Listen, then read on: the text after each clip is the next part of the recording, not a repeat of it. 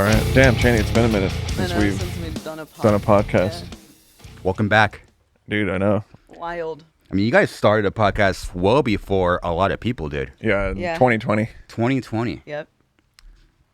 But we have not been doing it for the last year I think. almost. Yeah, I think we put a year ago. Is it going to come back at some point, you think?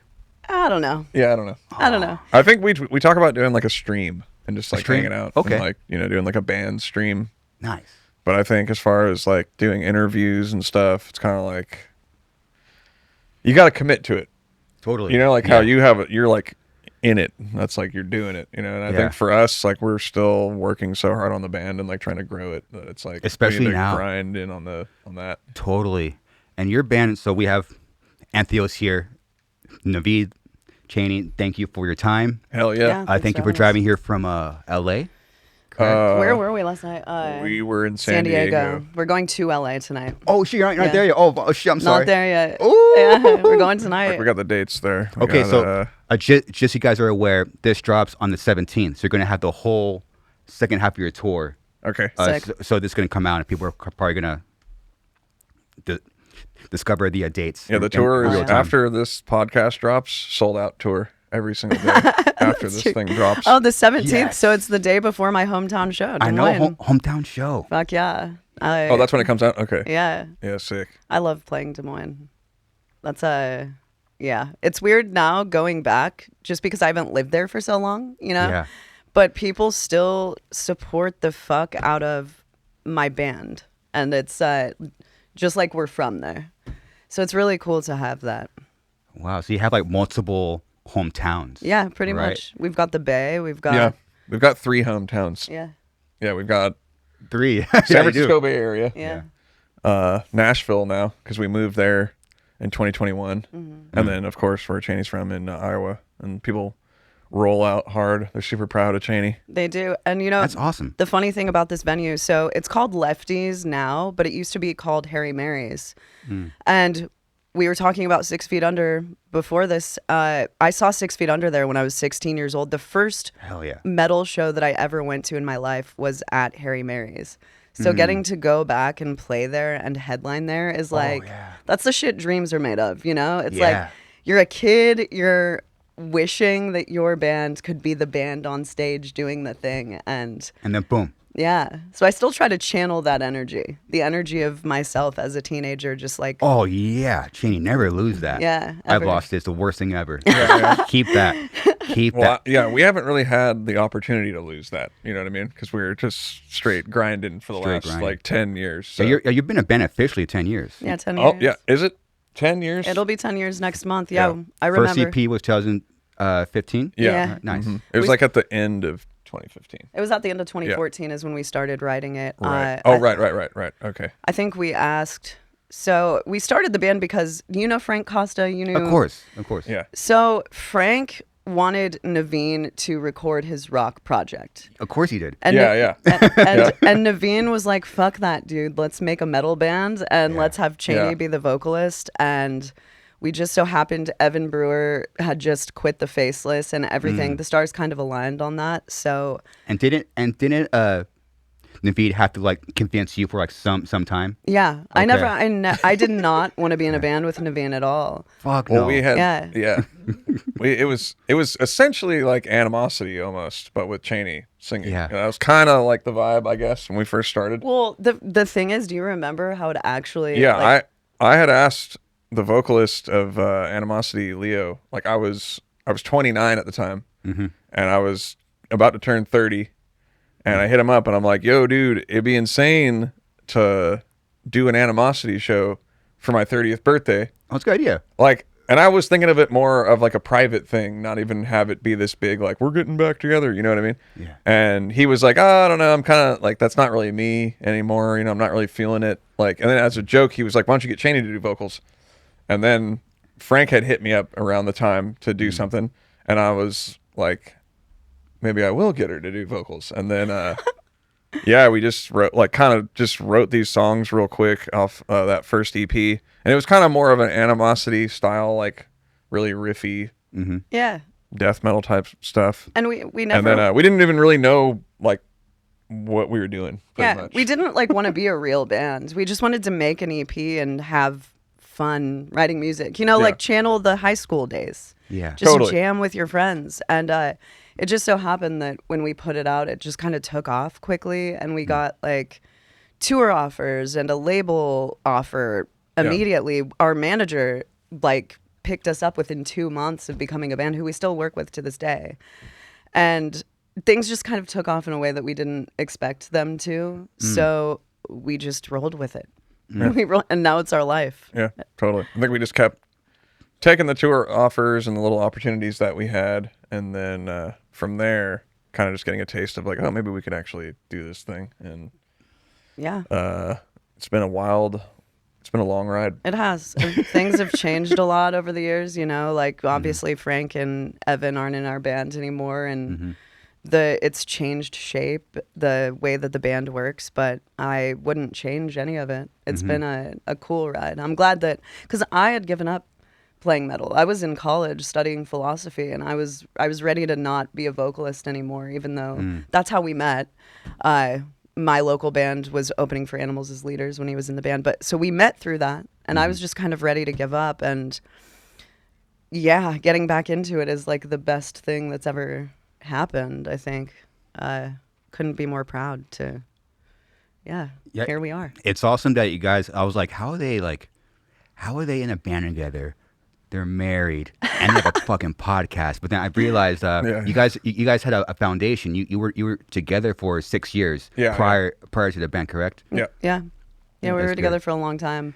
Work out all the kinks. Yeah, pretty much. But you know, it's a totally different thing to take on. I mean, you know what it's like to be in a band and to work with people. It's a totally new. Yeah, it's a new relationship. It's not a romantic relationship. It's now worse. we have to. It's worse. It's worse. It's a thing. And now you have to figure out how to like be a business partner with this person and work together in a serious manner, and then bring other people into your relationship and work in that way, and deal with money and deal with making all of these decisions that a lot of people can't do it. And a lot of people have been like, most people couldn't do it. Yeah, no way. It's hard. And it's hard separating the two. Yeah, I was gonna. That was one of my selfish questions. I'm like, how do they find? Do they separate it? Do they like have time off at home? Like, how are they doing it? No, we're really bad at doing that. Oh, perfect. It's just one thing all the time. Yeah.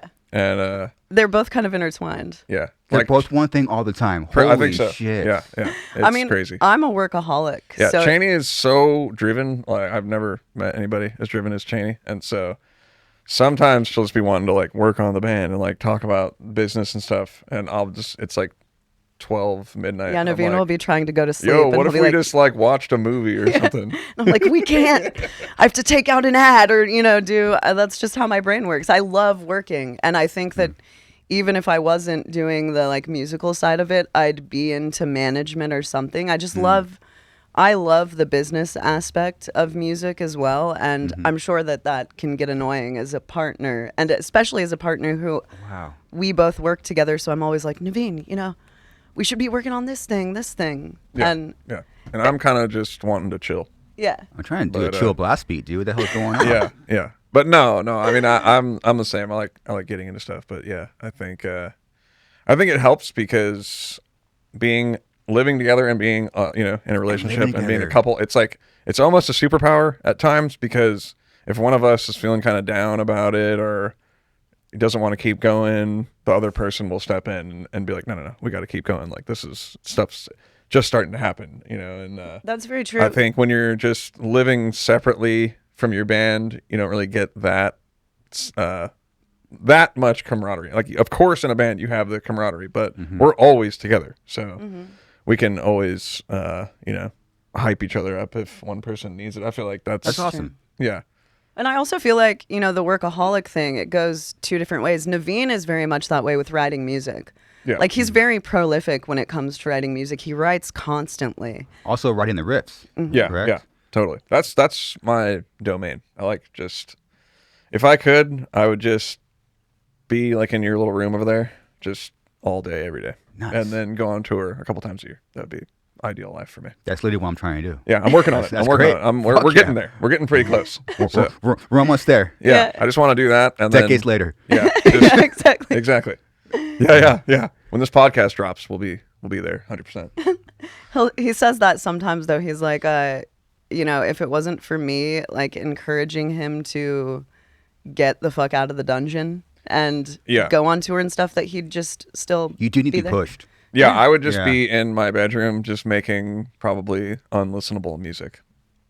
Yeah, I try to make it a little more listenable. I like hits. Yeah. I would just be experimenting all day. Yeah, and be just avant-garde. seeing what happens in your kitchen studio. Yeah. Well, we have a studio in our house now, which is Congrats. freaking, it's a big step up, man. Yeah. That's like absolutely insane. We have like an actual drum room and a little control room, and so yeah, I'm able to just have fun in there. But like there's so much other stuff going on in life that you don't get as much time in there as you'd like. You know what I mean? You know how it is. That's how it is. You fucking spend your whole life building something, yeah. And then once you got it, like you don't even have the time to use the thing that you're building. Strange how that. I know. It's so weird. Like I'll be mowing the yard for like 2 hours, and I'm like, oh, that's sick, what dude. the hell? No, it's not sick. No, you're not listening to like a podcast or listening No, to like do. a band or like demos or something. It's definitely great. You know what I mean? But sometimes I'm just like, I have like so much a list of stuff to do. You know what I mean? Mm-hmm. And I'm like mowing the yard and stuff, and I'm just wishing I was just in my studio. Sure. I'm like, yo, pave this fucking yard. Fuck this shit. But you kind of have to do like your boring like to-do list though, so you could get to like you kind of have to like make it and it's crush it. Yeah. And then you can have. I think so. Like the rest of the day. Yeah, because I think if I had nothing to do, right, I could just be in the studio all day. I think that maybe it wouldn't be as fun. Maybe I wouldn't be as inspired. I think when you have to get through all your little chores in life, then you get in the studio with the guitar and the riffs, you're just like, and it's just like a garden hose. You hold the garden hose closed, and then when you open it, it's just full on freaking riff hose. Do a riff hose? A riff hose, just firing out riffs. That's sick, dude. So I usually feel really inspired when I'm actually able to get in and it's great write stuff. Nice. What was the when you really made it official to be in like a band, and you already been together for 6 years? What was like that kind of first couple like, oh shit, we need to like make some adjustments to like our life? Yeah, or like just trying to like make the two coexist. Yeah. Still trying to figure it out. I guess I don't even know. Yeah, maybe it was like when money and like touring and all of that stuff got involved. It's kind of like, oh, this is real. We need to figure out how to like work with this stuff together. And but yeah, we're still. I don't know. I don't think we figured it out at all. I think to this day. I think something that has helped us though is kind of figuring out what each person is kind of naturally good at. Yeah, our strengths for sure. So I think learning where your partner's at, and this would apply to regular bands too. Each person just kind of like fits their role. You know what I mean? Mm-hmm. And you start to figure out like, okay, my thing is doing this, and like for us, I write I write the music. Obviously, I'm kind of in control of all that stuff, and then I'm kind of the tech guy, so. Anytime Chaney wants to make a vocal video or whatever, I'm setting it up. I'm going in there and doing that. And then, Chaney is just more of the promote the band. That's kind of like her thing is do the vocals, promote the band. And then. Now that we're bringing this up, I feel like the first time that we actually figured out, like sat down and figured out how to work together in these ways was 2020, the kitchen meeting that we had, because there was a point in our band where everyone, the last official member that we had, his name was Travis LeVere. He got an offer to join Intervals, and he joined Intervals. So it was just Navene and I left together in our band, and neither of us were very happy making the type of music that Entheos had been before. So we had this meeting right before COVID. We sat down in our kitchen and we were like, here are the aspects of the band that we need to figure out. Like aesthetically, what do we want the band to be? I feel like a lot of people never have that conversation. Oh, yeah. Yeah. where it's actually really important. And we just the band was just fast tracked in a lot of ways that we never had an opportunity to sit down and think like, what the fuck do we want to do with this band? Like, what do we want the music to sound like? Where do we want to take this? What do we want to, what is the merch going to look like? Like, what is this band? Like, you need to just be able to look at it and just, even if you don't know exactly which genre or wherever it fits, it just has to make sense when you see the band, from the aesthetic and the music and what label. We weren't on a label, so we're thinking, okay, what label do we want to be on? What do we want the band to look like? What do we want the band to sound like? And that has changed since 2020, but I think that Chaney and I always talk about that, like this one day when we were in our kitchen trying to figure everything out. I think, to me, that's when the band started. Yeah, absolutely. That's when we decided that we were going to pursue this as a 2-person project, which was very fucking scary at that point. It was kind of uncharted territory to try to be a live touring band and only have 2 official members in your band. But Navene had this solo project with Johnny Davey called Flesh Rot, and it's one of my Dementia Dyslexia is one of my favorite metal releases of all time. So I really believed that we could do it based on that.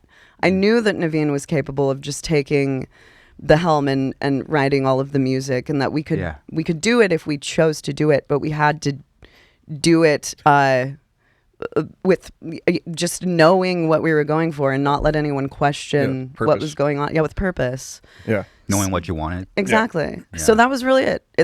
2020, when we sat and talked about all of that shit, that's really when we understood how to like make the band work and work together in that way.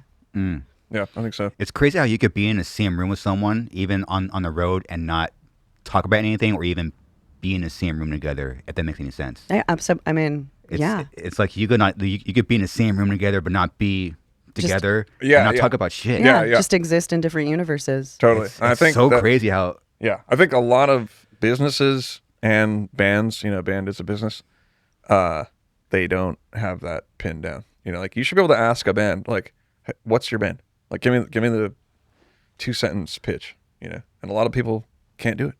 Oh, totally. You know what I mean? And I think for us, like, we were just kind of more like, oh, we're just going to be creative and just like crank stuff out and just see what happens, and like, that's totally cool. I love that. But for us, it was important to actually figure out, like, what is this thing? Yeah. Mm-hmm. Yeah. It's definitely important for artists too, because artists tend to be very scatterbrained. So it's really like important where like just take a moment, dude. Yeah, totally. Like, you could be an artist all day, but there's got to be some point where you sit down and think, exactly, focus, on something. 100%. And I'm that same way. Obviously, I'm just the dude who wants to hang out in the studio and just mess around with guitars and drums and stuff. Mm-hmm. And but I think it's been actually really fun and almost more satisfying in a way to put together like this really cohesive project. It's like it's a different sort of satisfaction that I get out of it. That's right. Well, congrats on being part of the few of that's focusing. Yeah. It's hard. And I feel like being a couple in a lot of ways has helped us see things with this sort of tunnel vision, because it is hard when you get 5 dudes in a band together and no one really wants to make the same type of music a lot. One person will want to be in Deftones and the other person will want to be in fucking Cannibal Corpse. And it's like, how do we make this work together? Who's going to be the type of musicians we all play with? Everyone kind of wants to be heard. A lot of people don't want to dial it back and just write a good song together. It'll be about, I want to shred, dude. I want to make the craziest animal noises and everyone wants to be heard. And it's not like doing something to write cohesive music that makes sense. And even when it comes to the merch, we've had people in our band who they totally, just the merch ideas when our band started were fucking like, what the fuck is this band? What are they? You can't tell, everyone wants something different. So when we kind of dialed it back, then everything became so much more clear. Dial it back and things become clear. Yeah. It's true. Oh, yeah, when you're talking about merch ideas with like 4 or 5 people, and they don't even have style, like, what the fuck are we doing? I know. It's like, dude, I wouldn't wear shit that you have on right now. Why am I listening to what kind of t-shirt you want? And that's why you fucking love music. Yeah. I would love to take, if you guys are down, I want to kind of have people understand both you and your band. Yeah. So Chaney, you went to you took choir in junior high school, correct? Yeah. And you're listening to Destiny's Child. That's kind of what got you into the. Yeah, Destiny's Child was my Okay. shit. Destiny's Okay. Child and Shakira. I was in swing choir.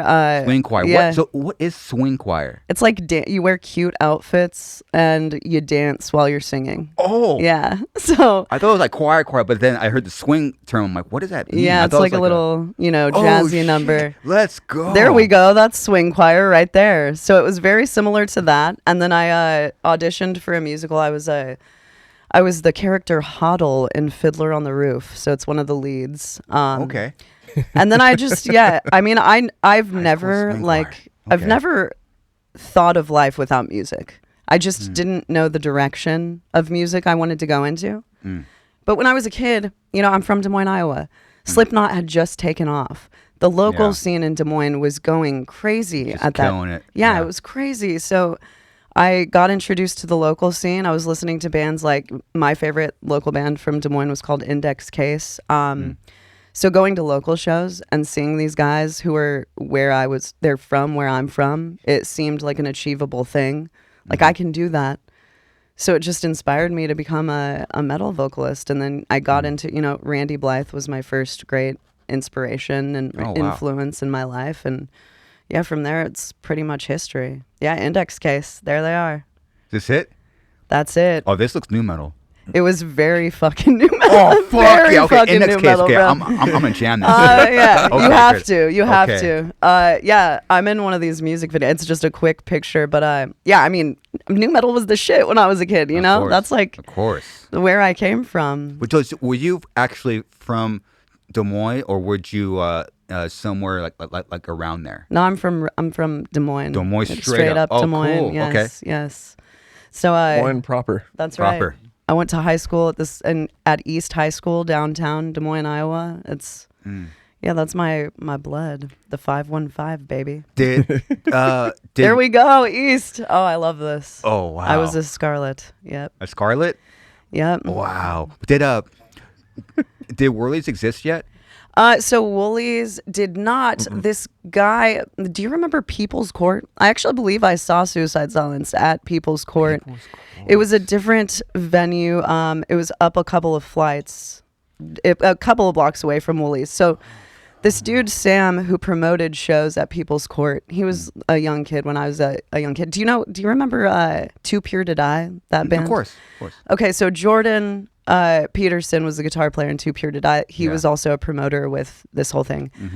Anyway, so Sam promoted shows at People's Court, and then he bought Woolies and made Woolies what it is now. So Woolies was kind of like had opened maybe a year or two before I moved out of Des Moines. Oh shit. Yeah, Nice. so which it's rad. It's a rad venue. But People's Court is closed now. So you're seeing like the underground new metal has come up in Iowa. Oh yeah, dude. I saw fucking Stone Sour in front of like 200 people back in the day at this place called House of Bricks. That's actually catty corner from where Woolies is. And you were going to shows young, like 13, right? Yeah. Wow. Yes, I went Holy to them crap. young. Damn, there it is. Were you- House of Bricks. were you Chaney. think- Out there it is, yeah. Were you stinking out or what? One time, sorry mom. It was only one time. I was a really good kid. I feared my mother's wrath. Yeah. So I she would drop me off at shows most of the time. Yeah. I don't think she didn't understand it, I think that maybe she thought that it was an excuse for me to like go smoke weed. But I wasn't actually smoking weed then. That's the funny thing. I just wanted to play music and be a part of the scene. But my mom over the years, she really, really started to understand Yeah, it. And super supportive. yeah, she's my really, really parents supportive. rule. Yeah, they're Fuck, they're this the is like a best. trip down memory lane. Yeah, Woolies. And at the time, what your mom's jamming like 90s country or something, right? Yeah, my dad's way into 90s country. My mom was into Dad, like yeah. Metallica and shit. Okay. She liked that kind of stuff. But the underground metal scene, I mean, that was so. Imagine. It was still new. Yeah, It was still imagine taking your 13-year-old daughter and dropping her off at a fucking I underground can't metal imagine. show. Yeah, More that's it's probably kind of scary. That's a great mom. Yeah, she's a great mom. So I guess it makes sense. Yeah. And I mean, she had me when she was really young. She had me when she was 20. So she was always like very concerned. You know, she just wanted me to be safe and live a good life. And of course. But yeah, she's the most supportive person. My parents both fucking rule. That's awesome. Yeah. Yeah, they're great. I feel like it's really a good thing when your parents are super supportive as a musician. Yeah. Yeah. And your dad is the drummer, right? Yeah. Yeah. Yep. Straight up, yes. Yeah. Jazz and classic rock type stuff. Okay. Yeah. I mean, so I always grew up around a drum set, and then how old were you when you first saw a drum set? I don't know, like when I was born, I guess. Fuck yeah, dude. Right when he was born. There was always a drum set. The drum set just was right there. It's like there's a drum set in the ER right now, dude. Yeah. Yeah, so I'm really lucky about, for that. I just kind of stumbled into it. Did he try to like teach you something? Did he kind of like let you naturally kind of be curious about it and like kind of sit behind a kid, or what's I wasn't really honestly that interested in it. Like I wanted to play guitar when I was a kid.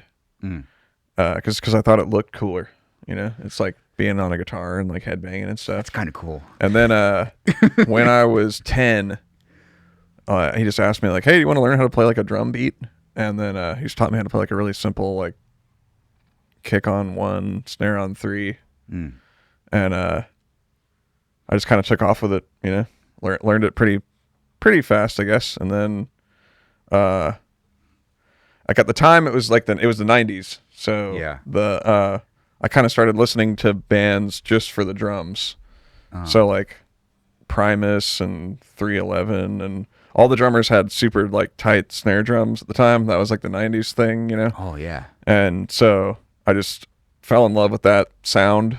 And then of course the bands I listened to were like rock, and then it started to slowly get heavier. I heard Sepultura and just like when I was 12, so I guess I'd been playing drums for 2 years, and he's doing like crazy like double bass and like and I'm like, whoa, what is this? And then so that's how I got into metal, just like basically because of the drumming, really. And then I just started to like heavy music more and more. So it was Igor, and what about UB40? Yeah, UB40. Okay, so I always liked music. UB40 all the time. I always liked music a lot, like my whole entire life. So before I even could play anything or even thought about playing an instrument, I sort of liked reggae, I guess. I really liked UB40. That was kind of it. Yeah. I don't even know how I heard them. I probably just heard them like in a store or something, and then I had a tape, and I would listen to it in my Walkman or whatever. And yeah, so I liked that. And then, I started listening to like rap and stuff like that. Oh yeah. Because before I played music. And then once I started playing drums, I started getting more into bands with drummers. But UB40 was my first concert. I actually saw them. Oh, was? Yeah. Oh, you fucking saw them. Yeah, my dad took me to see them when I was like, I think I was in like, I must have been 9. Oh yeah, single digits. Yeah, totally. And then, then I started playing drums, and I liked Green Day and No Doubt, and my second show was actually No Doubt, the Tragic Kingdom tour. Kingdom. I still watch that. There's a live video all the time. of the one that I was at. That's the one I watch, actually. When the band started, I watched that fucking every night before I went to bed. It's No Doubt, Tragic Kingdom, and what's the venue? It's the Shoreline. Yeah. Shoreline Amphitheater. Oh, hell yeah. I was at that freaking show. It's insane. Yeah, there it is. Oh, I watched the whole that shit show's on every there? fucking night. Hour and a half video on YouTube. Yeah, It's so I was good. freaking there. And Gwen Stefani just fucking owning as a vocal. I mean, so goddamn 97. good. it's kind of funny because like the way she dresses and stuff now, it's like cool, Like, look at it's that. back Like, in. she looks. Hey, like, I have that exact that's coat. exactly what people. I have that wanna same look coat. like. Yeah, I was Hell there. yeah. I was a little kid. I was Oh. probably 11 or something. That is crazy. Oh yeah. Speaking of that drummer, Stown. Yeah, I could definitely hear it. Why, Yeah, why you it's- like it. That dude. fucking snare, dude. Honestly, I went through a phase as a little kid to where like, and I'm still kind of like this, admittedly.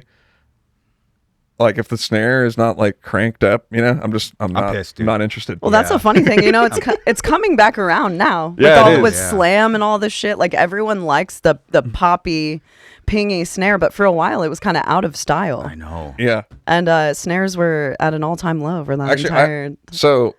Tracheotomy, the band that's playing first on our tour right now. I actually like overheard a conversation that the drummer was having with someone else, and he has like a little 10-inch snare, and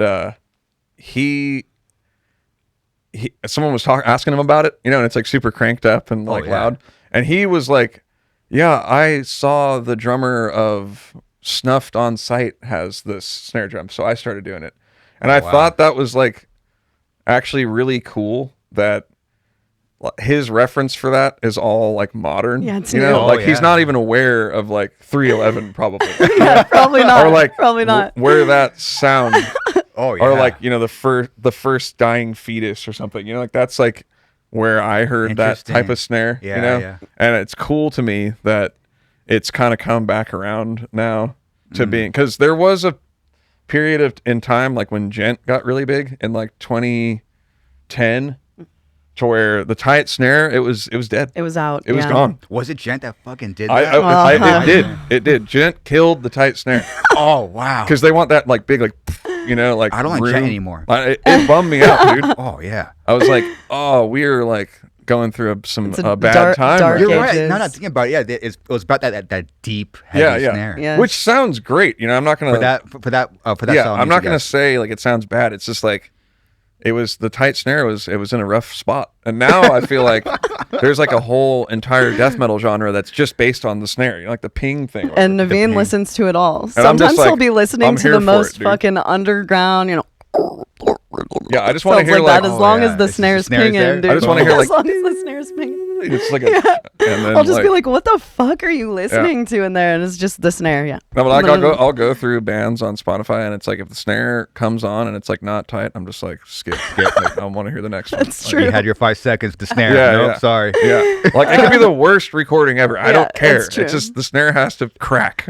Oh yeah. And I've been like that since I was a kid, and just like never gave it up. Dude, either next Entheos cover or Entheos shirt as a fucking like a piccolo snare, dude. Dude. A death metal high pitch piccolo. Yeah, dude, piccolo snare. I was trying to get him to play one forever, but you never wanted to play. Well, we used a piccolo snare on the new album. Yep. Totally. So it's on our new album, we did go very. It has that like 90s. But the thing that's funny about the piccolo snare is it's actually not the most like ringy. Like if you want to get it really ringy, you have to have like a deeper snare. But that should be a drum nerd warning.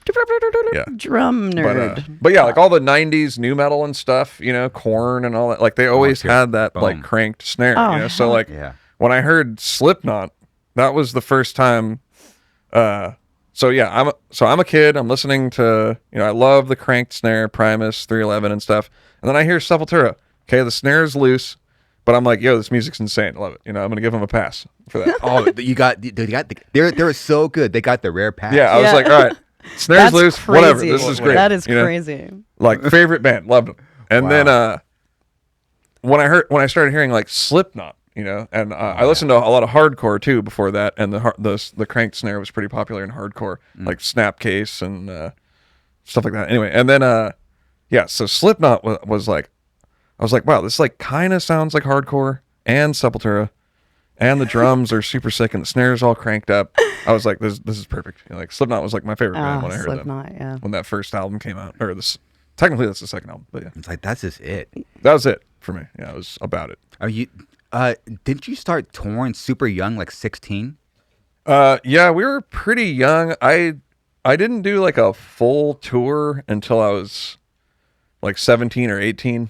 But Animosity played shows like in LA when I was 16. Like we had I was actually the oldest one in the band, and no one else had a car.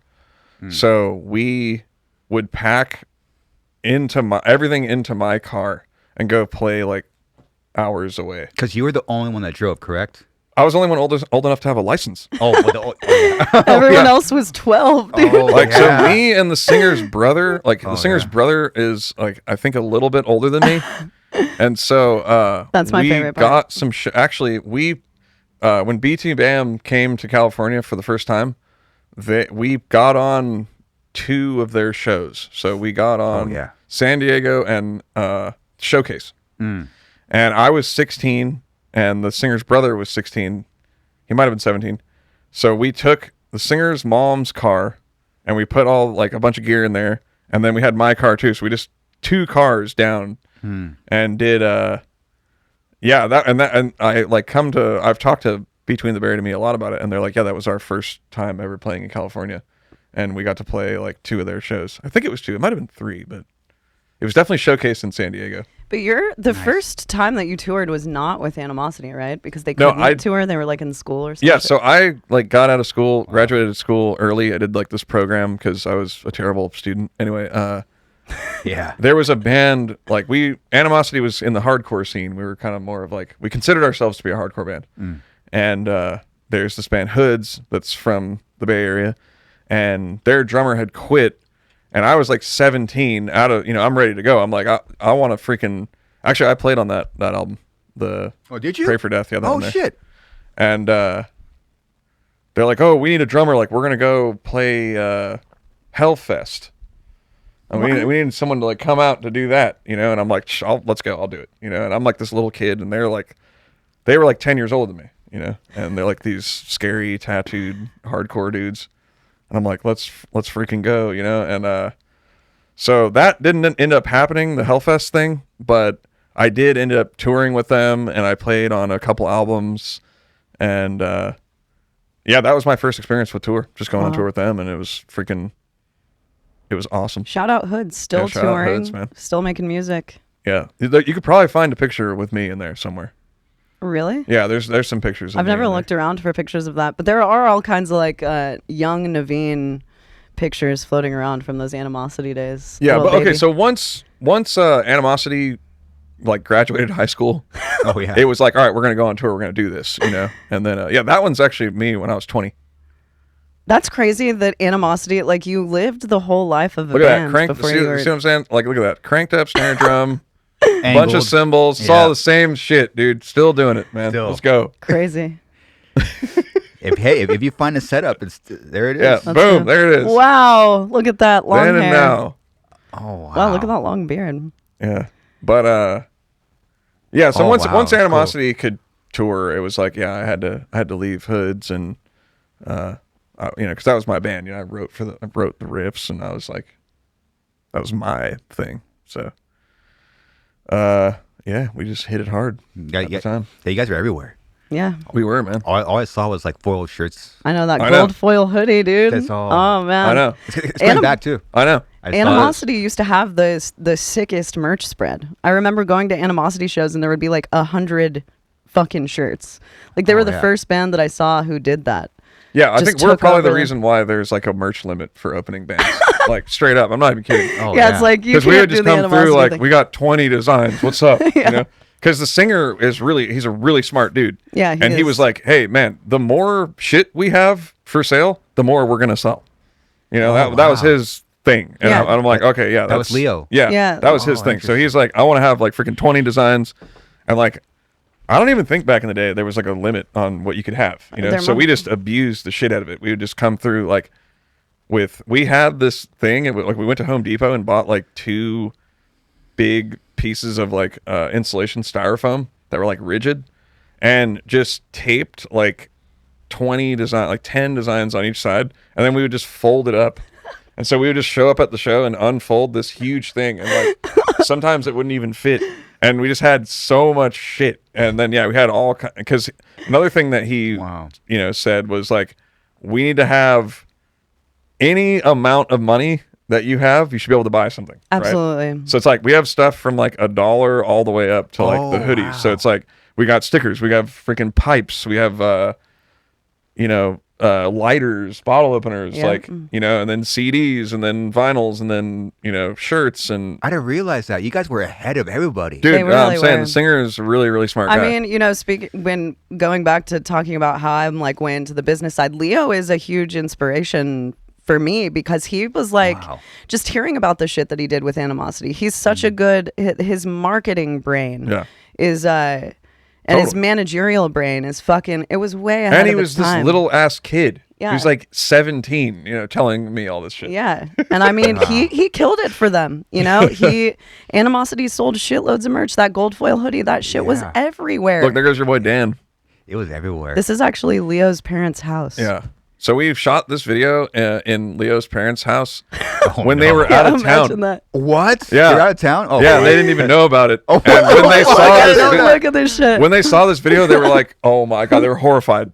Yeah, look at this. There's like a Oh my pile God, on they in still their live kitchen. there. They still live there. And the only thing that happened to the house was like the sink got like bent down, and so we had to replace the sink. Holy shit. The there, faucet. there are actually a bunch of legendary people in this video, though. Like That's true. Derek Ridquist is in it, he's on tour with us right now. He's the vocalist of Zenith Passage, but he was yeah.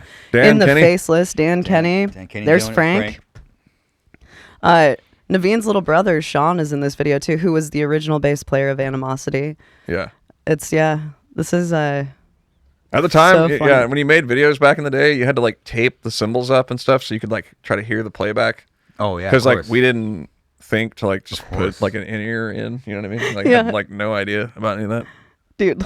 Oh my God. I Yeah, can't it's imagine hilarious. being a parent and coming home and seeing this shit. Like, Oh, no. what the fuck? But you guys were like straight edge then, right? So you weren't causing too much havoc. No, we weren't. straight Oh, they edge. were drinking We beer were- too. Yeah, we were Shit. slamming beers.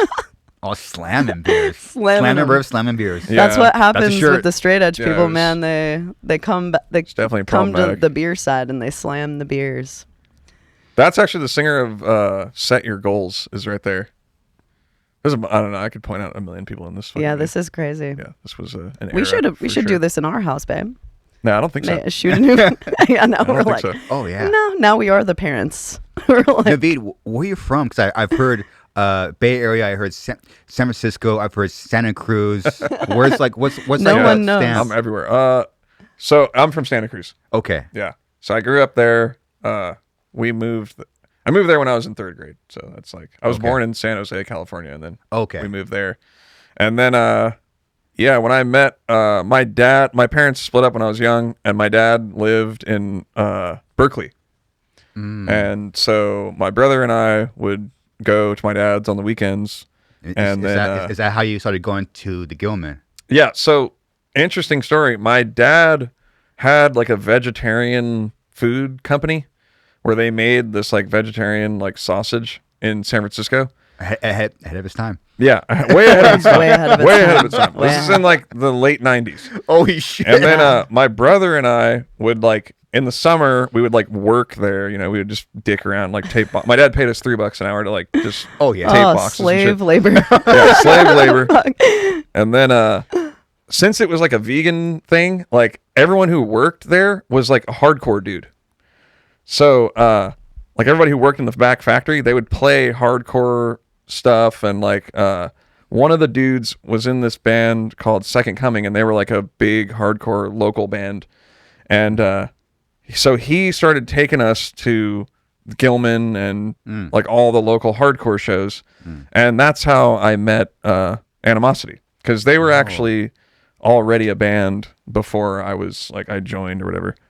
And I knew the singer because my dad and his dad, like it was in the same office building, like before he had the veggie meat company. Anyway, it's kind of a crazy story, but they Yes. knew each other, and then I ran into them a couple times, and then I would see Leo at shows, and then we kind of became friends, and then I was like, let me in the band, you know, like I want to jam with you guys. And I Tell the story of I how like you took auditioned. yeah, I was like I had just got my license, and I was way into death metal. Like they weren't really into death metal that much. They listened to hardcore more.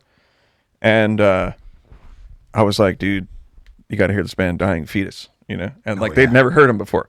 And so like I took them to my car when we were at a show at Gilman, and like I was playing Dying Fetus, and I could like I was like just air drumming it like perfectly, you know? Oh, yeah. And they were like, dude, this guy's probably so sick at drums, you know? He's in. He's in. Pretty much, yeah. I did that, and then we jammed like the next week. Do air drumming tryout? Yeah, pretty much, yeah. Because I nailed the air drumming tryout. Oh, yeah. And then I showed up to practice, and I had like my cymbals in like a cymbal bag, and they were like, "Damn, this dude is pro. He's got like a fucking cymbal bag." You got a cymbal bag? Yeah, yeah. That's And the cymbal bag, I remember it. It was like from the flea market. It totally sucked. It was blue, It's like, who has a blue? Like, it wasn't even I've never a even seen a good blue cymbal one. bag. Yeah. Oh, there's a blue one. It was a blue pasty cymbal bag. Wow. It was horrible. But yeah, Gotta and bring then it I back. jammed with them once, and they were like, "Yeah, There you're you in. go. Dude. Yeah, that's it. There we go. That thing's ugly. Yeah, it's so ugly. It That's sucks. so something that you would find at the fucking flea market. Yeah, totally. But anyway, yeah. So I'd Yeah. go up there on the weekends, and then pretty much after that, I started going up every weekend. I would go up on Friday, and I would stay at the singer's house, and we would like just hang out all weekend, and me and Animosity would just like get into mischief and jam, Wow. just be shitheads. And No, that's actually it right there. It's that one with that one right there. That Wow. is it. It's even That worse. is it. Yeah. Yeah, it's even worse. Somehow worse. Yep. I remember it because I had it for a super long time, and I had it written on a Sharpie, Animosity on it. Wish I Honest- still had it though. Honestly, though, that's still kind of the time. If damn, Navene, look how much money. Oh wait, if Navene didn't have 400 endorsements, another- that's still kind of what he's rolling with. You know? I know, He I just, He just likes getting shit from the flea market, and he's Totally. a flea market kid.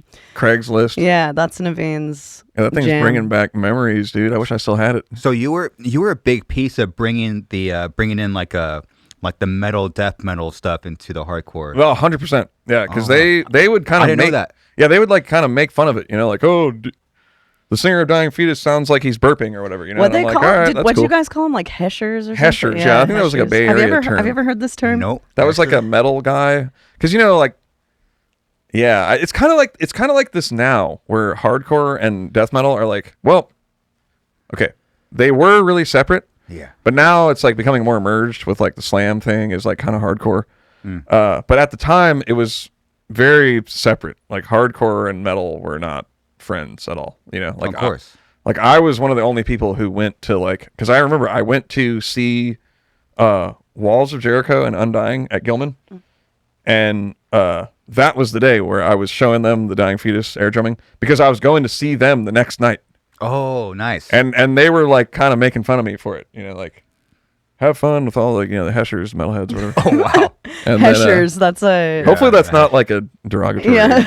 That's awesome. Well, it No, is look, if it you're says, metal, dude. Uh, Slang for a heavy metal an fan. There we go. enthusiast of heavy metal music. Okay. Oh, Wow. really? I didn't know that. Yeah, me either. Well, I just thought that you guys made that was another Bay Area Yeah. thing. Yeah, but then they, once they started listening to Dying Fetus and stuff, they're like, oh, okay, this is like the sickest thing Dying ever. Fetus helped the hardcore kids see the light. Oh, 100%. Thanks, 100%. Fetus. And then, yeah, from dope.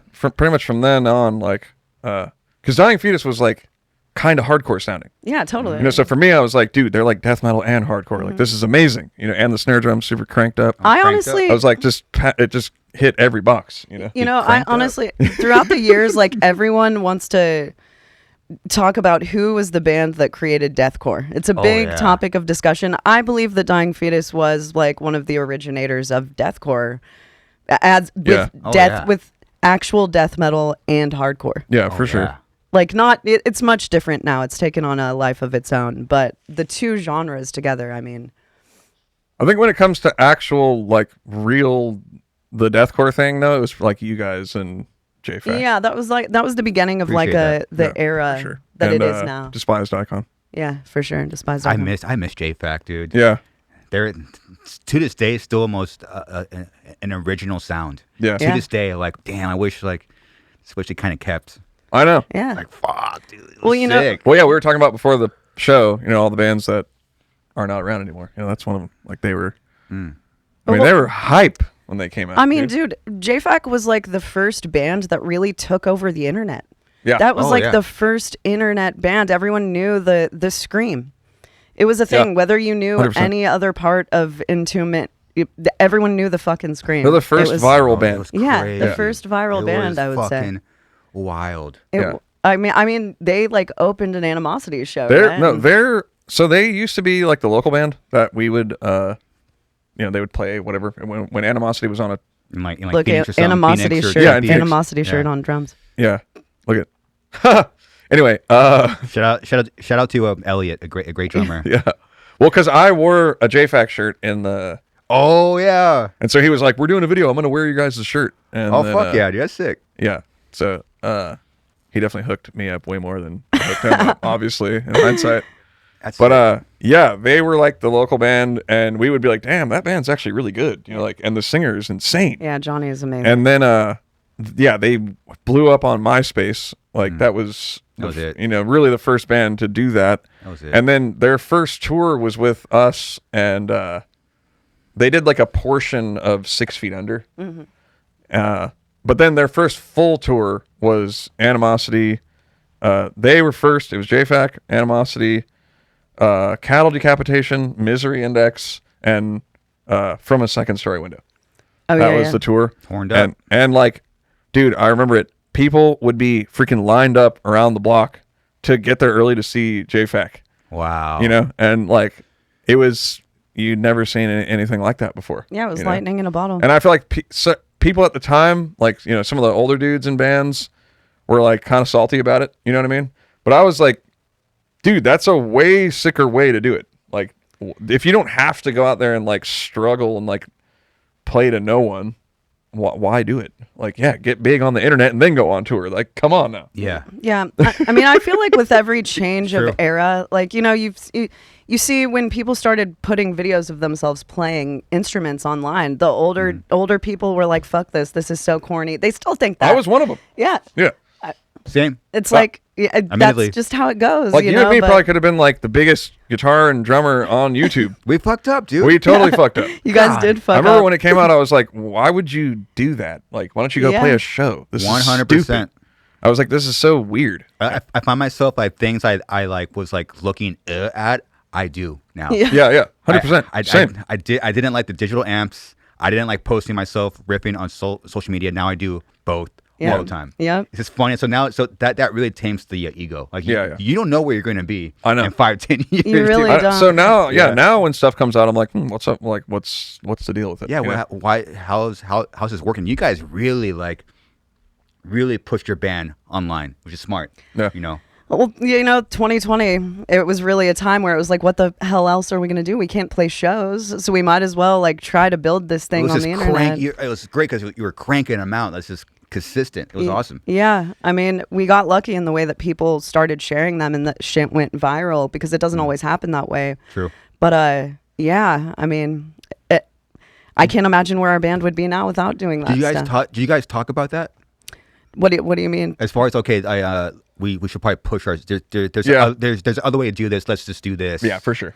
Yeah, we have, but you know, it's like I posted shit on the internet for years and years before we knew that could be an option, but you never anticipate Drake sharing you or stuff like that. Like, you can't predict that kind of stuff. So it's wild. Like, yeah, that was wild. But you know, I mean, and just talking about embracing stuff as it comes out, like when it came to TikTok and all of that stuff. Okay, can we get round 2? Yeah. I'm in. Get me another one. You know what? I was going to ask you, but I don't want to be that guy.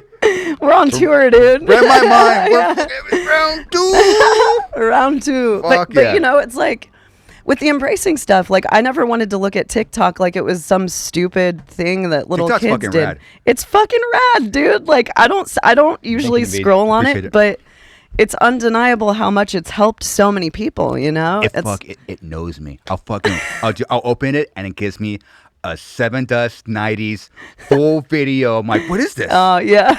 Like, where did this appear from? I was like, holy shit, I can't find this on YouTube. It is new. Like, it's crazy. Let's just make this guy's day real quick. For me, it gives me cat videos and videos of people eating, which that's right in my... I love watching that shit. How do you feel about the cat videos now? Because literally October for me, it's been a big month. I'm like, I'm fucking pissed. Because I used to watch cat videos, all the time, you know, on Instagram, and now they're not real. Now it's cat videos with bazookas. It's freaking me out. I'm like, I'm not into it. I'm telling people, October 2025 was the moment that, because it's you hear all the time. It is a real thing. The internet is no longer a real place. No, it's not. I can't even enjoy a real cat video anymore. You can't. No. Give me a real cat video. But maybe we're just being the old guys. I know. Maybe we're being the old guys. Maybe we should start making these fucking videos and we're gonna be rich, you guys. I don't know. Yeah, look at what was that? A caterpillar? Yeah, and stuff like this where the cats are like talking and doing crazy stuff. Like these have been starting to show up in my feed, and I've been tricked. Revolt. And I never thought I was going to get old enough that I'd be tricked by AI, but it's happening to me. Got you. Yeah, it got me. Oh, God. No. Holy shit. Hey, you don't know anymore. You don't. Yeah, I know. I don't fucking know. Yeah, you don't. And I just look at the comments, and someone in the comment can tell, and they'll be like, "Here's the reason why someone- it's AI because the whiskers were blowing in the wrong direction or whatever." Yeah, but it also goes both ways where they think that things are AI that are not AI. Yeah, yeah. So it's like it's a freaky time that we're in. I don't know what's going to happen with The all internet of this. has gone Either. mad. It truly, It's gone mad. truly. But how do we leverage it? I don't know. I don't know. That's what everyone's trying to figure out, right? Yeah, it's like we're still in the wild west of the internet. I thought it was going to end, but we're just like 20 more years wild. in. Yeah, it's more wild. I don't know. Yeah, I think you guys started posting videos right at the perfect time. Yeah, it was kind of before there were so many that it was so Exactly. overrun. Yeah, Now, because now, it's like you get on and you scroll and you see 500 videos. Chaney, you would stick out. Yeah. It was like I think you guys got right into it. That's why I want to talk about it. You got into it right before everyone started posting all the time. Yeah. Yeah, that's So true. you guys got there right before that moment. So it's awesome. Yeah, absolutely. I like to think that one of the reasons also that our videos do pretty well is because I've never mimed a video. And a lot of people do that. Like not to hate on anyone's game, but like Let's fucking hate on the game. yeah, all right, to hate. Honestly, to hate. I've never mimed a video. I've never been about that shit. That's when it gets corny to me. That I'm like, you can tell that someone's not screaming, or like the way that my face like contorts. I didn't even know that my face looked like that until I started. Oh, you started seeing them? Yeah, I was like, oh my god, goodness. fuck. Well, I think a lot of people they like Fuck it, post it. Who cares? Yeah, exactly. they want to look like they're just completely relaxed. Yeah. Right. Whereas Chaney's like, no, I'm gonna do vocals and look pissed. Like her veins are like popping out. But also, and it's shit. not. And It's not like- something that I even think about. It's like that's just how I've always looked at doing vocals, I guess. And yeah, I mean, it's just being authentic. Like I don't want to get on the internet. That's not what metal has ever been about to me. Is a performance piece where I'm miming along to something to be like I can do this. It's like it's an authentic art, and I wanted to present something that's authentic, and we both do. It's like we like playing shit live, and sometimes live means imperfection. I think that is a lost thing in the current world. Like people want to be so perfect. They don't want people to know that there's imperfection there. It goes so far as live performance. Everyone's auto-tuning their vocals live, and everyone, do whatever the fuck you want. That's just not what I fell in love with, and that's not what I like to go and see when I see a performance. I think that it's cooler knowing that there could be a fucking train wreck, and if that happens, then you're there for it, and it's a story you get to tell. Like it's okay to not sound perfect every single day. If you wanted perfection, then you can just listen to an album. Like why? Yeah. It's like just performance. I want to go and see a band, and I want to feel like I'm seeing a band. I don't want to feel like I'm seeing like a theatrical thing. like a recital. Yeah, recital. I call it a recital. Yeah. Recital. Yeah. You know what I mean? Like think of the band like Slipknot and like all those late '90s new metal albums. It's like they were like had that edge. Yeah, They that were, like, shit was raw. It It's was just like something. it has like that emotion. And like when you heard it when you were a kid, you're like, oh man, these guys must be crazy. Yeah. Yeah. And I missed that. I think that's like something that we're really, really leaning into now is just having it be way more rough around the edges and stuff. Yeah. I mean, I feel like Even with the new album and that single that we just put out, it's just more, it has that like early 2000s kind of feel. You know what I mean? I mean, going back to Djent, it's like there is something that happened with amp sims, with Djent becoming a thing where it's like modern metal production became very clean and pleasant and like kind of flat. Like everything kind of sounds the same in a lot of ways. Like the shit you hear on the radio, the stuff that people are putting out. And the art of production, the art of like having an engineer who's trying to bring out the band, who's trying to make the band sound like a band, almost got lost over time. It's like I feel like you guys probably felt like this. You put out what's the name of the album that I can't remember who you did it with, but it was fucking raw. Ross Robinson. Yeah. It's a raw fucking album, dude. The production on that is sick as fuck. And it's like you were a real band being a band, and people have lost that. They take they'll track it home. They go into the studio. It's like, let's put the Quantize everything. let's just make quantize it. That's like, okay, it's big plug-in, dude. Yeah, that's what it is. big plug-in. Big plug-in. Big plug-in. It's big plug-in, dude. But Because it's you can sound just like this if you buy this plug-in, you know? Yeah, but it's like a thing that we're missing about bands that we love, Slipknot, Deftones, all of that stuff. It's raw production. They sound like a fucking band. It doesn't sound, it's not, you know, a million layers to make things sound nothing like what they would ever sound like live. You hear a band, and we like the idea of going into the studio and making our band sound like the best possible version of our band that it can be in a raw way. And luckily we work with Mark Lewis, and Mark is very into that as well. And he dials in the drums for days, you know, he's very into the way that drums sound. He's very into, like, Mark and I went through 8 different mics to see what would work best with my voice. Like, it's all about, and not every single mic works the best for every vocalist. That is true, huh? And it's like that type of shit. It's not a one size fits all. It's like you gotta Yeah. find the stuff that brings out your characteristic with everything. Absolutely. That's what I think I wish more people would do. Me too. For sure. Because a lot of the time you'll be listening to like 50 modern bands back to back, and you can't really tell them apart. Like nothing, it's all just, it's canned. It's canned production. And it sounds really good, for sure. But that should be a part of the character of a band, the actual recording, the actual production. And sometimes it's aggressive. Sometimes it's not pleasing. Sometimes it's super pleasing, but it should all like fit the band. Or sometimes it's like kind of shitty. Yeah. It's like just have it sound kind of shitty sometimes. Yeah. It's cool, yeah. you know? Like I miss that. You know, I want that's one of the reasons why I like underground, like brutal death metal. You know? It's like it sounds kind of shitty. It just sounds like a band playing metal. Totally. You know what I mean? Yeah. And I think like I get it. I mean, obviously I get it. I've done the ultra clean quantized thing, and when it first came out, it was like, this is amazing. This is insane. It was like, game changing. I'm God, you know. And then after 20 years of it, I'm kind of now back to being a teenager, and I just want to hear the raw shit again. You know what I mean? Yeah. And I feel like it's coming back around, which is cool. Like everybody talks about it, but then Who's gonna do it? yeah, exactly. Everybody talks Step up about to it, the but then when plate. it comes time to do the mix, they're like, yeah, let's sound replace it and quantize it. Yeah. Oh yeah. Yeah. Yeah. I remember talking. Hey, we should all like. It's just tour talk. You're talking. So man, we should like just do like this crazy record with us, just sing everywhere, just fucking raw, fuck up. Yeah. And then bands were on tour with, they're like, yeah, you guys, we want to do that too. When it came down to it, we did the self-titled, and then no one else did their version of it. I was like, what happened to all these talks? Yeah. What the fuck? Yeah, it's like, where are you guys I was at? like, fuck. I'm an idiot. Yeah, I think. Well, I mean, we're pretty much doing it on our new album. So is there a? I mean, it's not like live, but it's like, you know, the drums aren't like quantized, and it's like, you know, very raw kind of. Raw is not exactly the right word, but it's just It's hot. It's got It's hot. the character, you know. It's fucking hot. It's dude. hot. He So Entheos on the inside. That's a song.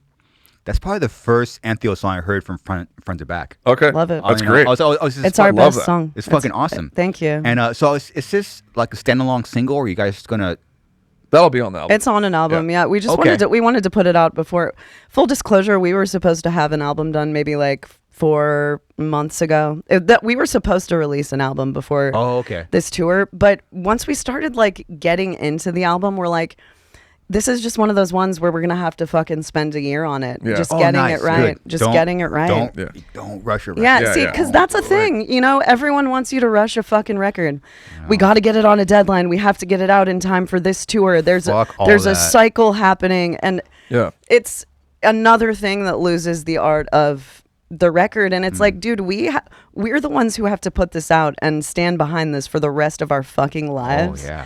So if we have to listen to something that we feel we rushed out, you always know that, and that's always attached to that.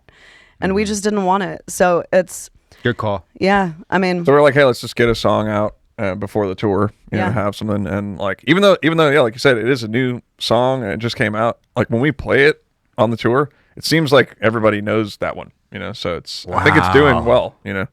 Congratulations. Thanks, man. Thank you. Yeah. I heard. I put it on. I'm like, am I listening to the right band right now? I was like, the way that intro came in, like the verse, I was like, cool. And first of all, I was gonna tell us. I'm gonna say it out loud. If you want to be on the podcast, all you got to do is write a top string chorus and sing over it. I know. You fucking hit me. I was like, once the chorus came in, I was like, oh yeah. I know. I'm such a sucker for that type of shit. You know, I'm the same. I like catchy music. I'm the person who a band when they put out their commercial album, like the subliminal verses. That's my favorite Slipknot record. You know, it's phenomenal. Those are the records that I gravitate toward. That's an art piece. I absolutely agree. Straight up, like they found, like, how do you keep the sound, but it's art and it's commercial. It's impossible line of hit, and they fucking did it. They really did it front to back. That's why they're that fucking band. That's true. You know? Fuck you, Slipknot. Yeah. For fucking being too sick. Yeah, like when I heard the chorus that Chaney did on the new single, and how did you guys write that? I just wrote it as a demo, just like, you know, with programmed drums and it just happens, you know. I was actually trying to copy like a Nine Inch Nails song, but it just like it wasn't working. So I was just like, we do that a lot. I was like, fuck it, I'll just do something random. And then like the demo sounded cool, you know. And then once I heard what Chaney did on it, I was like, okay, this completely changes. And that was kind of another thing about the record, why it's like kind of taking longer, is because like the direction that it's gone in, we're like, okay, we need to like explore this more. And so it's been great. Yeah. But yeah, once I heard it with like her vocals on there and the like more hot production. Oh, it's hot. I was like, dude, this sounds like fucking Slipknot, man. Like I love this. Or like, you know, we've been I love Marilyn Manson. We've been hell of obsessed with shit like that. Just and we kind of wanted to channel that. Rammstein, all of those raw, fucking catchy, sick metal bands. Like that's where the inspiration, the influence was coming from for this. And it's so weird. It's so weird for your band because it's like no one. How do I say this? It's coming out in real time. Like like Entheos has a sound, but you guys started doing. People aren't expecting it, but I think they subconsciously wanted it from you. I agree. And it came out on the third record. Yeah. Right? Yeah. It's like, I don't know. It's like this weird thing. No one was like, you had your sound in the first one and the second one, but subconsciously, I think people were sometimes people are waiting. Yeah. Hey, this band's sick. Hopefully, as someone told me, it's the best way to wait. Hopefully, they fucking flip the switch. Yeah. You guys and like find the thing. Dude, you know what's... switch, found it, and it's resonating. It's cool, man. It's cool to see. It's cool being on the outside and seeing it. Dude, that means so much that you would say that, because that's literally how we feel. Yeah. And that's what I think we're noticing more than ever with this song, and just showing, you know, we've got 6 other songs done, and just showing people this shit. It's like finally people are repeating back to us the stuff that we are saying to ourselves. Oh yeah. And that as a musician is so fulfilling, because you'll make stuff forever and no one is saying back to you what you intended to do. Yeah, like they give you some comment and you're like, all right, it's not it's exactly like, what I was going for, fuck. but like for some reason with this one, like why is it every comment is like, that sounds like fucking Queen of the Damned soundtrack. And literally Chaney and I were like listening to Queen of the Damned soundtrack, like, yo, let's make some shit like this. Yeah. And it's just crazy. I don't know if it's just because it's more stripped down and like to the point. Why is but it working? Everybody just gets it. And it's like the first time that's ever happened for us. Yeah. Why is it working for your band? I don't know. It's sick though. 10 years in. I don't know. Yeah. I don't know. It took a lot of growth from us, you know? Yeah. I didn't even want to I remember our manager, he's got this story he'll tell all the time where it's like we were sitting in a street corner in New York and he's like, so Chaney, are you ever going to sing in the band? And I'm like, I'm a good singer, but I'm always going to scream. And he was like, okay, if we want to live in apartments for the rest of our lives, then we'll do that. And he loves to tell that story. And he's like, I'm glad that you started singing, man. But I noticed, again, being like an outsider, I listen to I like listening to records sometimes, not all the time, but sometimes I like listening to a record, like chronological order. Like, okay, they have 3 records. I would like to hear it and hear. And then top it off with the singles. Like something happened in between the second one and the third one. Yeah. And then I was like, I couldn't put my finger on it. And then I heard you talk, Chaney, how it seems like before every record, you have something life-changing happen to you. Yeah. Correct? Every single one, yeah. What happened on a third one? I just think, honestly, the life-changing thing this time around is that I'm like embracing fully who I am and who I want to be. There was a part of me in the past who, like, as a lyricist, as a singer, like, it's very hard to put yourself out there, just completely out there, you know? Sure. And something happened where I was just like, fuck it. I don't fucking care. There's no, like, guard anymore. I don't. We're not trying to prove anything. Yeah, like, I'm not trying to prove anything. We're the fastest, or Chaney can do like the craziest vocals. Yeah, like, I don't care about that shit anymore. I'm too old to care about that. I can do, throw a vocal out. I can do that shit. It's cool. I've shown I can do that. I don't care to do that anymore. I just want to write good songs. And I think that just, like, embracing myself fully, that's what's changed. Because it's hard to do. It's hard to, like, it's hard to write lyrics that aren't, hidden in poetry and whatever, and that you feel like they're actually saying something about yourself that's revealing. And I used to be so not about that and be afraid that people would almost be turned off by that. But I'm noticing that the more literal, the more that I am just myself, the more that people resonate with that. And so I think this time around, that's really from both of us. So what happened to I am the void. How'd you guys come up with that song? It was kind of like that, like, step. Yeah. That was the first thing where we were like, okay, maybe we should do more stuff like that. Well, what's funny is that Navene and I, so like I was saying earlier, we were at a point with the band where we were super unhappy writing, super tech, whatever shit. And we wrote 2 songs that we were like, we're going to start a side project. Yeah, we were thinking of doing a different thing. Yeah. Oh, really? Yeah. Oh, shit. Yeah, Sick. we were going to do something else. I Am the Void was one of those. And then there's a song off of the new record that was one of the 2 songs. Yeah. Oh, wow. So I Am the Void was us just taking the plunge. I don't know. I was so scared to put that song out because, it's like in this genre, people do not always react well to throwing singing into your music. No, one day you have money, the next you're fucking in debt. Yeah. Exactly. But we were just like, I was like, hey, what if we just put that song on the album? Like, fuck it, slide it on the new album. And then of course, Metal Blade was like, let's make this a single, obviously, And then it wound up, Jose Mangan picked it up, and so it was played on Sirius a bunch. And it just wound up being like our top song pretty much until the next EP. I guess, yeah, it's probably still the top song on Spotify. But anyway, yeah, it just went really well. And like the vibe of that song was like, yeah, let's do kind of like a goth, like fucking depressed song, that's like sort of late 90s inspired, kind of grungy.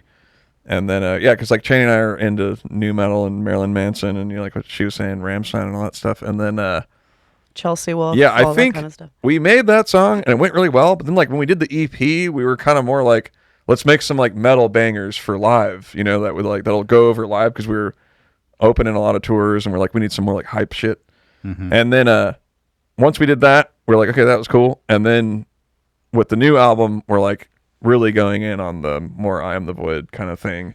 And like Chaney and I have got way more into like the whole kind of darker aesthetic, and just like making stuff that would be on like the Matrix soundtrack or something. You know what I mean? And just really leaning into it. I think it just goes back to being like, what's your thing? Freaking lean into it, Yeah, exactly. And so it's like we make those songs with like the verse and the chorus, and then there'll be like one cool like kind of death metal riff as like on Empty on the Inside. It's like it's got that electronic intro, and then it's the like this heavy chorus, and then there's like one death metal riff breakdown, and when it hits, it's like, yes, you're like, I'm horned up. Exactly. Yeah, you want it. And it makes the death metal heavier. Way honestly, heavier, yeah. It's like when you have that sort of dynamic and it's not just constant like da-da-da-da-da-da, it makes all of the parts seem way heavier, which is ironic because it's like we were inarguably making heavier music before, but it seems heavier. And live you can see that it goes over as being a heavier thing. But That's going over really well live. Yeah, it's fun to play live for sure. Yeah, it's So. sick. Did you like Chaney? Did you get like, because from what I found of you, you were always. It seems like you're always writing. Yeah, always. Yeah. How do you do that? I don't know. That's just like the way that I deal with life. You know, I'm always just writing lyrics. Did you approach it differently on the third record? I mean, I Out of think curiosity. when it comes to like writing shit like this, you can't fit a million words into the song, you know? Yeah. It's like when you write super techie metal, you can write a fucking full novel. And you don't have to take out any words. You don't have to be as concise. But when it comes to writing like a stripped down song, you got to fit a lot of shit into a few words. So it's harder. People think that writing like simpler music is way easier, but it's way fucking harder. It's way harder to be honest with yourself and be like, that word sounds stupid. Like you don't need to use the word flagmentation or whatever, you know, throw in some scientific shit. You don't. Oh yeah. I mean, it's a different monster for sure, but it's fun to do that. It's an exercise in wordplay. Nice. Well, congrats to you guys for finding your sound. Yeah, thank you. Thank you. I really feel like that we have in a way. You know, it's just feels right. Yeah, it does. It feels really, really right. And like, like kind of what Chaney was saying. It's the same thing with the music. Like being able to like say a lot with fewer words. It's hard to do. Yeah, it's really hard to do, and it's a super fun challenge for me to kind of get my point across in the least amount of riffs possible. It's it's a different challenge, but it's like it's so rewarding in a different way. Oh yeah, it is. I think it takes a lot more honesty with yourself too. It's like 100%. You know, you can make shit that's like riff salad all day. That's easy to throw every single riff that you ever write into a song and never try to or like, look at how crazy anything. I can shred, or like, you know, do the most insane thing. And Yeah. like, trying to make something that you think is interesting still, that you're 100% like, yeah, I love this. Yeah. And it's kind of simple. Like that's a whole nother beast. Yeah. You know? And now we've brought two new people into the band, Michael Stansel and Scott Carstairs, and we did write a song together on the new album, and just getting four people into the room who are all willing to take that step, who are all willing to just kind of like dial it back and do things for the greater good of like writing a good song. It's awesome. It's really cool to have that. Hell yeah. Yeah. Navene, I wanted to ask you, because we were talking earlier, our heads were already like in sync, it seems. Like, what... Because you're, I mean, you know, I'll say publicly, you're OG, man. Thank you. You are, man. You've done a lot for the scene as a whole. That you did things that I didn't know about, which I learned today. So it's awesome, man. Thank you, man. Well, and you're 41. 40. Hey now. Okay. I apologize for It's like, don't add on. Actually, what up?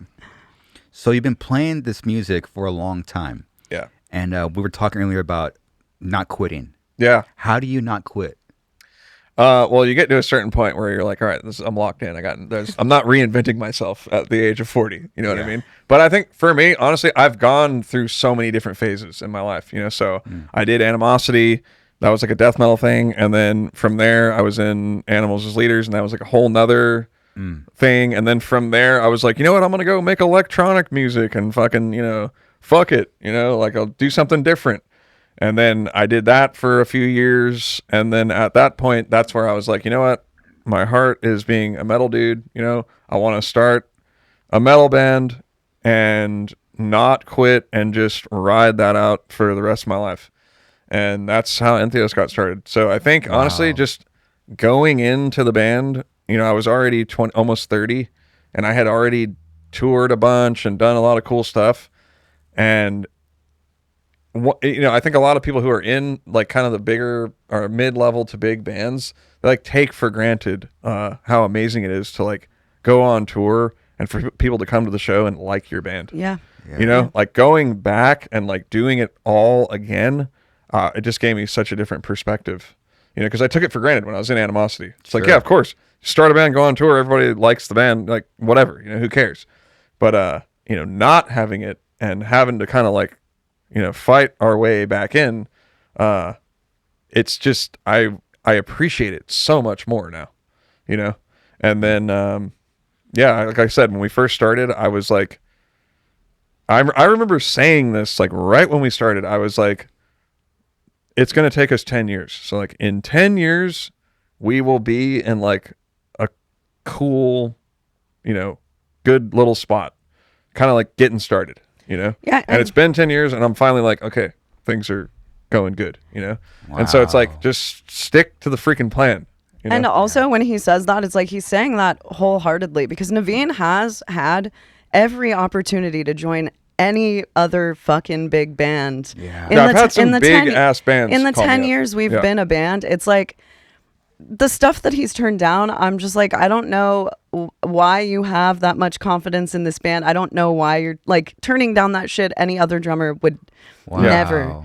But the fact he's stuck with it because he's believed in this project so much over the years. And I'm so grateful for that, because it's like without him, this band wouldn't exist. Neither of us would be able to do this. And he, like, when he's saying that, he really fucking means it. He's really, really had every opportunity to join whatever band and be salaried and, just like have his name. But that's not what I want. Like, you have to think about what you want out of your life in the long term, Yeah. And like what I want is to have my own band where it's like my vision, and I'm the, I feel like it's my songs and it's just like, just my own project. You know what I mean? It's very hard to do that. Did you, Navene, did you have foresight when you were, if you get an offer, did you have some foresight? Hey, I mean, this is probably sick now, but where's this going to put me in 10 years from now? Exactly. Like, do I want to just be like a drummer in some like, bigger band and they're just like, hey, you got to be here on this day. It's like a job. That's not what I want. Yeah. I want like the creative vision to be like, this is my thing, and like, like all the merch designs we have are like shit that I thought of, and like fucking, I wrote every song. We're writing with Scott and Stancil now. It's totally great. I'm like fully on board for that. But yeah, I mean, that was kind of like, I think that's always been my mistake, is right when the band starts to take off, I bounce or the band breaks up, Like Animosity was kind of just getting to be like a big band. And then all of us kind of like lost interest, And then Animals was like right there, boom, right about to pop off. And I'm like, oh, I'm going to quit, Wow. And so I was like, hey, with this one, I'm just going to ride it out. It's for good or, better or worse. I'll just like freaking ride it into the dirt. And this is it's honestly a cool day to talk about this, because I know this isn't going to come out until the 17th, but tonight we're playing the first headlining sellout of our entire career. Yeah. Like, tonight is the night. This is the first show we've ever sold out as a headlining band. And so we're stoked. The reason that we can do that is because we've both stuck with this shit over 10 years. We were talking about this before the podcast. You are given every opportunity, every reason to quit a fucking band. Oh man, yeah. It is so hard. It's hard not to quit. It's hard. You know how it is. Oh yeah. Yeah. It's so much bullshit. You hate your band members. You hate everything about it. You're like this, you're in Europe and you're going and taking a shower after 50 other dudes have taken a shower and like shit in the bathroom, and it's the most disgusting, humid, grossest thing ever. You'll be tested so hard. You have to suffer. You have to suffer. And the music industry is super unfair and just fucked up. And it's like, you just have to keep your head down and be like, you know what, man? One day, I'm gonna fucking get these motherfuckers. Yeah, you really have to. Perseverance is really, and I think it's obviously easier said than done. It's very hard to persevere through all of that. It's very hard to not get a real job where you can make, a couple $100,000 a year working for someone else, because this is working for yourself. Yeah. It's hard to work for yourself. None of us got into this because we wanted to because we knew about managing money and all of the 100%. All of the crazy stuff that comes along with being in a band. I was just joking with my best friend about this. Like, I'm a singer, but I sing maybe 10%. Like, singing is 10% of my job. The rest of it is dealing with whatever and resizing a picture. Yeah, resizing a picture. Finding that, whatever, making TikTok videos. Like, but if you fight through all of that shit, things do pay off. If you have a vision for yourself and you just follow it, things do start to happen to encourage that. If that's the route that you're meant to go in life, people will start believing in you, but you have to believe in yourself when no one else believes in you, and that's very, very hard. It's very hard. Yeah, and Cool.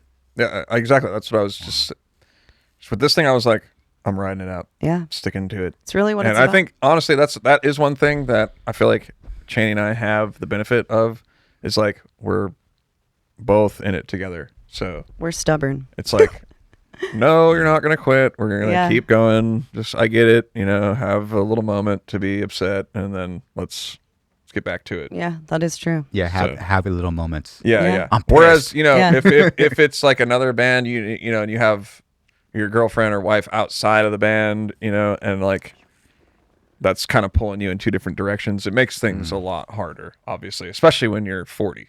Like, are you kidding me? Oh yeah. Yeah. Do you guys have any plans to have kids or? I don't know. No, I mean, Maybe if the band gets big enough and we can have like a bus, our own a bus baby on the bus, that would be the way. But we have a niece and a nephew who are under a year old, and that I think is. Yeah, we're like, we can't do that. Yeah, I just don't have I want to tour, and Okay. that would just change my life so drastically. Yeah. And this is all I've known since I was so young. I've been a vocalist for 24 years of my life. And I'm like, finally, we're starting to see like the fruits of our labor. And now is not the time. Like, this is our baby right now. Yeah. This is it. Music. Yeah. You give up a lot to do this. I think that might be something that people can't really wrap their heads around, is how much shit you give up to live this life. Like, we miss birthdays, we miss our families, we miss funerals, all of the important things in life we'll be on tour for. People die, and we just believe in like a greater purpose for ourselves in the music sense. It overrides the other stuff, and I think it's hard to really get that if you don't have something that you're that passionate about. But for me, for Navene, it's like music is it overrides living in a lot of ways, like just following our passion and being able to like continue to do this, because I don't know who I'd be if I was at home and wasn't able to create or tour or see all of the friends that I've made over the years and travel and even through all of the bullshit. Like, it's so worth it. It is worth it. Yeah. It sucks, Yeah. but it's worth it. It sucks. It totally sucks, but it's worth it. But you know what? Everything kind of sucks. Yeah. But everything sucks though. Yeah. Yeah. Right? Everything kind of sucks. Exactly. Like working at a job. Like I worked as like an installer of like window coverings and shades. That's Oh, how I yeah. like supported myself throughout the music thing. I mean, I did that every day for years when I was home from tour, and that also sucks. Yeah. So I think people kind of get it in their head, like, Well- the grass is always greener. And it's like, I would rather suffer for something that I know that I love than suffer for something that's not really my thing in the end anyway. That's why all of my friends know not to come to me with job problems, because I'm the first person to tell them to quit. Leave your job. If there's something else that you believe in, go and do that. Yeah. You only have one life. Like one life. And I feel like we take that for granted so often. Oh yeah. Yeah. Like, dude, yeah. this is a finite thing. People die. that is the one life. guarantee. Yeah, Yeah. that's it. I That's used to all we think of have. that driving. I used to think of that driving to do the drapery stuff. I'd be like, man, I could die in a car wreck right now. And I'm like, I am not going out like that. I am not going out freaking on my way to work. Fuck that. Yeah. Like I'd rather just be doing what I love.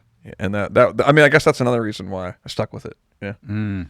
And then if you don't do the 10 years of taking the bullshit, then you don't get to do the sick sold out show. in Yeah, LA, you don't. So it's just part of it, and you just have to not think about it, to be honest. Just Yeah. got to turn it off. Just like, whatever, I'm doing my thing. Yeah, head That's what to I'm the doing. ground and grind. That's just That's just how it really- is. And then all of a sudden you're one of the old heads and you're like, when the fuck did Oh, yeah, what the fuck is happening? I know. Wait a second. There are small children playing metal who like I could be their mother. It's so weird. I know. It's, I remember seeing the do blast beats in a Corona, and now we're in our 40s. yeah. Cool. I'm like, there had to have been a mistake. Like, how am I the old guy? Because Like Animosity, we were always the youngest ones on the tour. You guys were, yeah. Yeah, like we were so young that like there was shows on tours that we couldn't go to. We had to just play and then like leave, literally, because we weren't 21. Yeah. Oh yeah. So I mean, yeah, it's cool though. I like it. I don't mind it at all. I feel good. I think I feel the same as when I was 20. So who cares? Same, dude. Yeah. Same. I think death has a great compass. I think about shit all the time. Like, dude, I'm fucking dying. What the fuck do I want to do today? Yep. Yeah. I got my chick. We've been dating for 6 years. Oh, yeah. It's like, it's like you're gonna die with one person. Yeah. Holy shit! Yeah. I put a lot of thought into what person I wanted to date, and I got lucky. Yeah. I got lucky. Same. Yeah. Yeah. Awesome. I always think about death. Most of what I write about is about death. Even I'll go back and look at journals from when I was in 8th grade and I was still writing about journaling in 8th grade. 8th grade, yeah. Fuck yeah. Whoa. I was writing poetry then. My parents saved it, which is cool because I can go back and see that. But it's like, that's awesome. yeah, I've just thought about it my whole life. Like, and I feel like we don't talk about it enough in our society. It's almost 100%. like it's something that people 100%. want to deny and put off. Like, True. And people talk about all of these issues, and I just want to be like, dude, the fucking molding on the bottom of your wall, that shit does not matter, man. You're going to die. Like, do something that you care about. And right after we got married, I started having a ton of anxiety about dying because I'm like, there's going to be a day where either I'm going to die first and Navene's going to be here without me. Yeah. Or he's going to die first and I'm going to be here without him. And, wow. Statistically, I'm going first. Yeah, statistically, which sucks. That's my ongoing joke with Cece. I'm like, how do because women tend to ask you, why do you love me? So, well, I accepted like the statistic. I'm probably dying before you. Yeah. That's it. Yeah. And I'm fucking stoked. Yeah. I'm accepted it, but also 100% fucking stoked. Yeah. It's I sometimes get too deep and start talking about that with my friends when I've had a few beers and no one really wants to talk about death. But I just think it's. I learned that too. Yeah. It's yeah. like, oh, okay, It's I'll shut up now. Yeah, it's like, all right, I'm going dark. But that's why I like to tell people how much I love them, how much I appreciate them, almost to an annoying degree. Because it's like, dude, tomorrow is not guaranteed. People have died in my life who were like the healthiest, fucking straight edge, never drug doing individuals. Like you can't predict who's gonna go. You can't predict if it's gonna be you. No, nobody knows. No one knows. So it's important to do the things you want to do, to tell people how much you care about them, and just to live life like you are going to die, because that's the guarantee. You're gonna fucking die. I think that's true. Chaney, I think that's a great closer. Yeah. Yeah. I think so. There we go. I don't know where we're gonna go from there. I know, that's fucking sick. I know you guys gotta be out the door by 2. It sucks, man. Yeah, Fuck, that's I really know. that long. I know. We'll do it again. Yeah, Yeah. please. You're Yeah. always welcome. I'll be here until I'm dead. Hell yeah. I love it. Hell yeah. Us Next too. record, 8th record. I'm here. Where can people find you guys? Find us we're all over Instagram. We're all over the interwebs. Entheos official Yeah. on Instagram. I'm Navene Copperweiss. I'm on Chaney there. Crab. Yeah. All over the internet. And dude, thank you for doing this podcast, man. It's really cool. Honestly, I super love it, sick. dude. And like you're just getting the word out there and having all kinds of awesome people on here. It's freaking awesome. Man. And interviewing a honor. lot And of you stuck with it, which yeah, you is stuck with really, it. really hard to do. It is. We know. Because we know we're like Yeah. after a while of doing a podcast, you're like, I've already said it. I said what I needed to say. Who could possibly want to hear this? And dude, you're again. interviewing our heroes who it's Yeah. like people are not interviewing these people all the Yeah. time. It's Someone's gotta stories. do it, man. Yeah, it's stories that we want to hear, Wow. like Yeah, Thank respect for that, man. yeah, hella Thank you. respect. Seriously. It's like music we were saying earlier. It's you have your stubborn vision. Like I'm gonna talk to this person. I don't want to talk to that person, that band. I want that person. Yeah. Yeah. Stubborn. Sometimes I get the no's. Sometimes every once in a while, fucking Chris Barnes is chilling. I'm like, Yep. oh my god, what the fuck am I So doing? Holy crazy. shit. Yeah, epic. So Epic. crazy. So good. Yeah. Epic. But yeah, thank you, man. Seriously. Yep. Anytime. Thank you for your time, and good luck at the first sold out show tonight. Yeah, love it, dude. we're doing it. Hell yeah. All right, everyone. That's it. Later. Entheos. Peace. Peace out. Hell yeah, man.